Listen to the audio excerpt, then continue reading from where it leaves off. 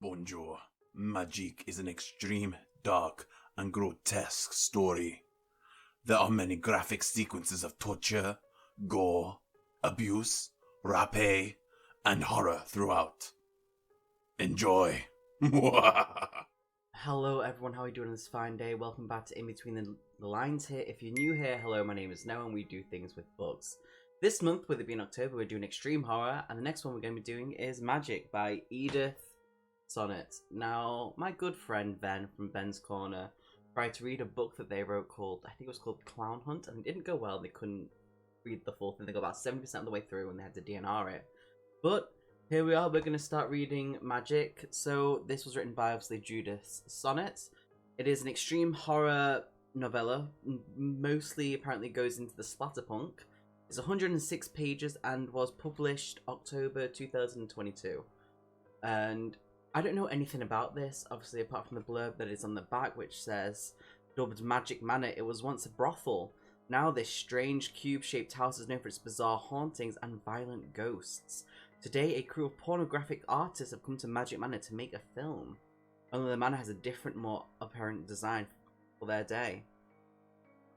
So, we're just gonna go straight into this and just start reading it, and also we'll make comments, and at the end, we will do the review. Am I ready for this? No. We've also got a candle for, you know, pornographic. And I need to get a shot. But anyway, let's just go.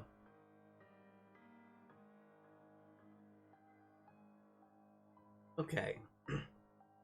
So, it starts with chapter 1. It's 1933.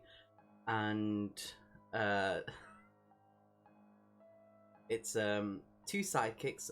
The female's called Salt, and Darren, her husband. They're interviewing a guy who basically says there's a brothel known as the Dobson place that's haunted. And it literally just says she has yet to reveal to her husband. Hearing of the house drew moisture from between her legs. Didn't know why or how, but her sex was slicked with greasy fluid just at the thought of the dark old place. Why? Ooh, Dobson house. Ooh, moist. That's awful. There has to be something to these claims that my physical reactions are so insistent and instant. There has to be. This is awful. This is actually kind of funny. The good thing is, though, is that we're only 13 pages in, but the writing style is so much better than It's Me, Charlie. So much better. So there is that. I can tell this is going to be an interesting read already.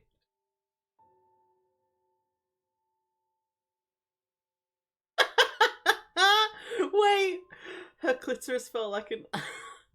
Wait. Her clitoris felt like an almond stuffed down her underclothes.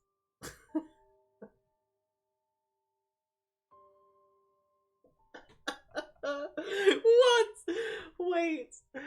No, you know what this reminds me of? There's a podcast that my sister showed me, this sounds really weird, called My Dad Wrote a Porno. Basically, this guy's father has wrote a porno book named Belinda Blinks.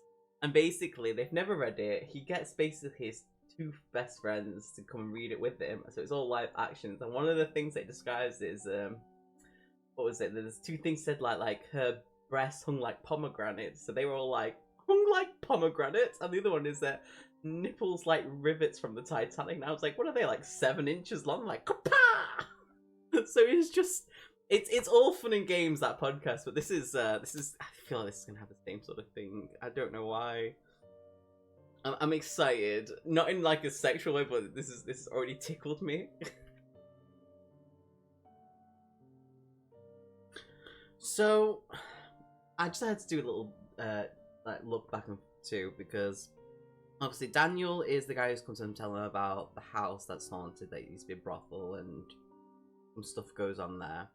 But as he's telling his story, Salt and Darren, the two sidekicks, are like talking and stuff, and he's saying that basically it was a demon that like killed some people in there, because him and his best friend went there to not be virgins anymore, and a demon killed his best friend, and all of a sudden it's like, oh, Frank rubbed his chin. Who's Frank? Where did Frank come from, and when did he come into the room? Anyway. What? Wait. Okay, the demon was standing between the corpses and he was naked and terrible. Daniel seemed unable to offer any description of the demon's appearance. Salt pictures of this shadowy and monstrous. He spoke to me while I was staring at my dead pal and his dead girl.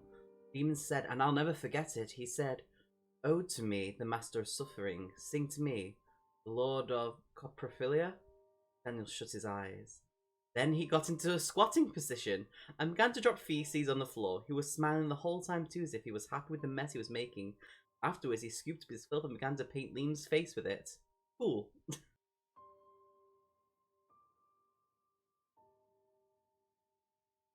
Okay, Daniel left, the one who's telling the story. So there is a Darren there, which is the husband, and a Frank as well, who's like, I don't know, like a manager or something of the two.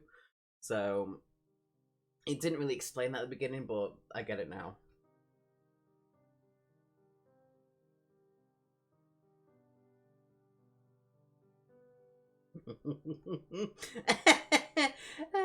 Wait, no, this is all.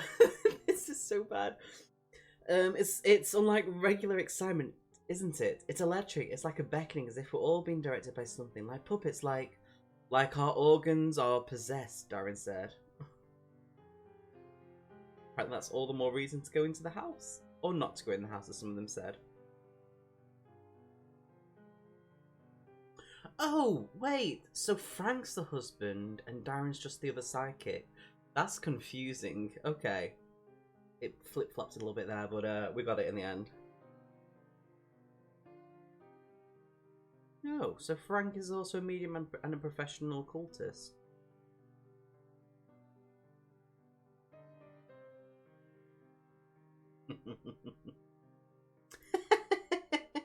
Using his quivering prick as a dowsing rod, Frank followed the call of the Dobson house. In a matter of minutes, he was stamping down a gravel road and towards the outskirts of Baylor. So basically, he didn't know where it was, but he basically just used his penis to find where the house was and just went there.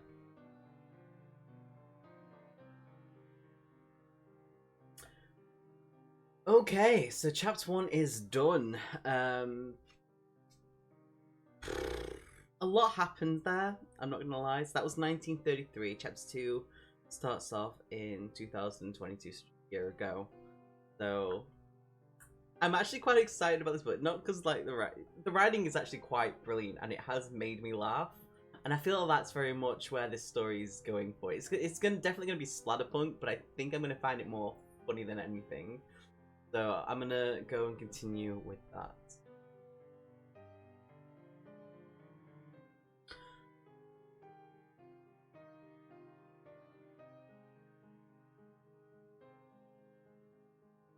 Oh no. Oh no. Wait. So, wait, let me just read that again. Okay, so it instantly opens up with, I'm assuming the main word here. So it says, Jace felt her heartbeat quicken in her chest. She also felt her penis stir in her bikini thong, hidden underneath her jeans. So I'm assuming this is a transgender person. Not what I expected straight into chapter 2, I'm not gonna lie, but let's just keep going. Oh! She read the records of Darren Armstrong before he, along with Salt and Frank Mormiter, were missing in 1933. The three psychics had come to explore the house and confirm whether its legends were true. So they were all psychics, okay.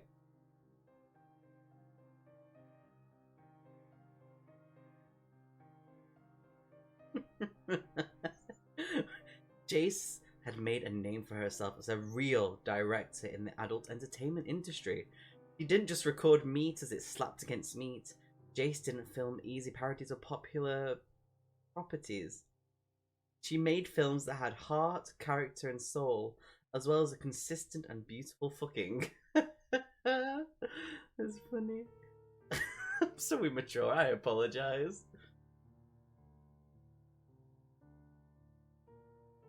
Okay, so we kind of meet in the other people in the book. So we've got Swan, who's driving the van to arrive to the house, who is basically like the male guy who books. We have Daisy, one of the beautiful girls, and Kayla, Now, he's talking about Kayla at this moment, because basically he's talking about the how they get into the house, like, he was warned that sexual urges and stuff are amped up because of the house, and his urges are quite violent. For example, when talking about Daisy, who's like this slender, kind of doe-eyed person with long Colt's legs, he wanted to use a cheese grater on her pussy and pull the mangled meat away in strands, suck them into his mouth like wet spaghetti noodles, and he's like, Christ, get a hold of yourself. And now he's talking about Kyla. Now this is the bit where I was just like, okay, because it's a bit gross what is being described, but he's basically said, Swan wanted nothing more than to use a cigar cutter to detach her nipples from her breasts so we could force her to swallow them.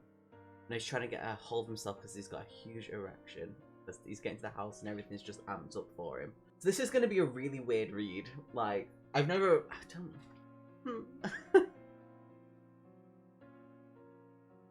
Oh, okay.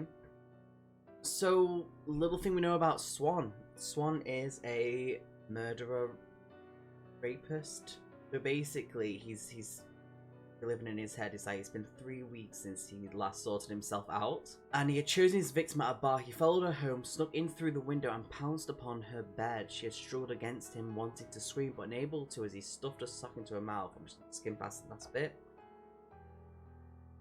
He had broken her open so far that he could look into the bowel of her pelvis and watch as his cock entered and exited her bloodied cunt. That's quite gross, I'm not gonna lie. There it is. This is it now. Yeah, it was funny at first. Now it's like, oh. The hell is Geoff? Geoff is a crewman. Daisy's actually quite smart though in this, which is nice. She says it's just the idea of it that it's doing it to us like a placebo. We all thought it would happen, so it's a self-fulfilling prophecy. So, kind of taking like, everyone else is like, oh my god, and she's just like, no, we thought this was happen. We've put it into our minds. This is a self-fulfilling prophecy. Yeah, so Swan, also side note, Swan is into necrophilia. So Jace is basically just, they've all got into the house, Jace welcomed them in. Swan's like, do we have any lines that we need to memorize? And Jace is like, no. She's kind of having a little bit of a thought to herself. Let's say Swan is the only man that she has been somewhat attracted to. And he is known as he's known as the kindest, nicest man working in porn. Some call him the Keanu Reeves of adult entertainment. Due to his compassionate attitude, if only they knew. Wow! So Geoff the cameraman's basically talking to Jace. He's like, I was worried when I heard that you were here all alone. I'm honestly scared. It honestly scared me knowing you were here on your own, Geoff said. I mean, I don't believe in ghosts or nothing. You will, Jace thought. But this place has one hell of a history behind it. I mean, the guy it's named after killed 13 prostitutes. That ain't even the worst of it. Did you know that in the 1960s, a serial killer squatted here for a week? He abducted, raped, and ate 5 children. Children! Geoff released a gust of expressed air. Bless him. I just don't think it's appropriate for us to be filming a fuck flick in a place where stuff like that happened. And you know what? I'm with him on that. That's very smart thinking. So basically what's happened is that Daisy went outside to go for a week, because they don't have work in plumbing or anything like that in the house. And she notices that someone is watching her. So she screams, Jace and Geoff, whatever it's called, the cameraman runs out to see Daisy freaking out, and she says, there was a naked man with these lumps watching me in the forest. I saw him, he didn't look right, but he was watching me and I want to leave. Jace and Daisy can get an argument and they go inside while Geoff hands the camera to Jace and goes into the woods to basically find this man and to make him leave. He finds the man basically chases Geoff into like a sort of cemetery sort of place and then a crypt, and then proceeds to, Geoff then sees a ghost holding its own intestines that basically says the devil's gonna fuck you, pornographer. As it does. And then that person lands on his back and kind of smacks his head into the floor. so graphic.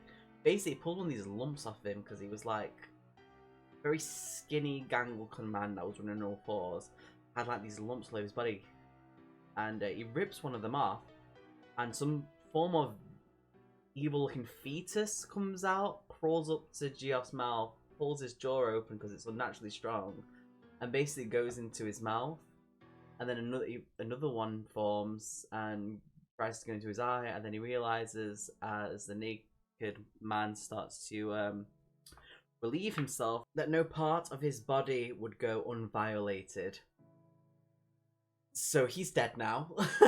And we're now going back to Jace and Daisy, who are in the house with Kyla and Swan. Okay. So basically, Kyla and Swan kind of go to mooch around while they're waiting for Geoff, whatever he's called, the cameraman, to come back. And they're talking about how much they are still wanting because of the house. So they decide to have a little bit of fun in the house because they found a really nice room that they assume is the set. As they start doing it, Swan's like, I've got certain needs. They're not part of the number. She's like, it's fine, mum's the word. And as they're doing it, he then decides to beat her to a pulp as he's, going into her. And he puts her onto like this X beam where he's tied her arms and legs up, and as he's doing that and she's in and out of consciousness, she realizes the scenery's changed. This isn't the set at all. There's chains everywhere, there's body parts in a tub, all the skin is flayed away of all these body parts. But she realizes that across from her, while Swan is doing whatever it is that he's doing, there's a guy in the red robe who is basically mutilated this woman who's on the same sort of thing as she is, with a corkscrew into her eye socket. And it's very detailed, by the way, about this. Let's see. The red robe deviant was using a corkscrew to pulverize her right eye. Ocular pulp streamed out of her socket and gleamed along the ridges of her solos. And that's the nicest stuff that isn't described as much as everything else that's happened. Okay, this is a bit vile. So there's ghosts that are talking to her. That are basically saying like, "Ooh, I like her. She'll suffer nicely, won't she?" And she quickly looks back to Swan to see what he's doing. And somehow, someone or something has given Swan a red hot fire poker, and she's like, "No." She's screaming, and I don't know why no one else has heard this yet. But Swan just adjusts the poker so it aims directly between Kyla's trembling thighs. She screams, and he basically penetrates her with it, melting the sensitive flesh inside.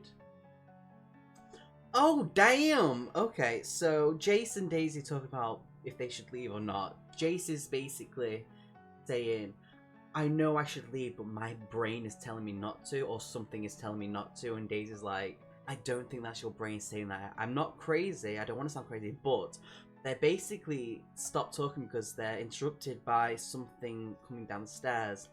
And when they both look up, they're surprised when Swan rounded the corner and walked casually into the parlour. He was naked, coated in blood, and he had stripped the flesh of Kayla's face from her skull. The detached face was planted to the centre of his chest, glued by her coagulated blood. That's a pretty specific thing, and I actually really like that little like the imagery of that. That's pretty cool. Oh damn! So basically, Jace has ran to the front door and opened it. Concerns for her friend were forgotten when the door opened and Geoff greeted her on the front lawn. Geoff is the cameraman. He was bloated, his body stuffed with wriggling fetuses which poked their limbs out from his tattered flesh. One had managed to screw itself into his eye socket, enlarged inside of his head to the point where any further pressure would cause it to burst.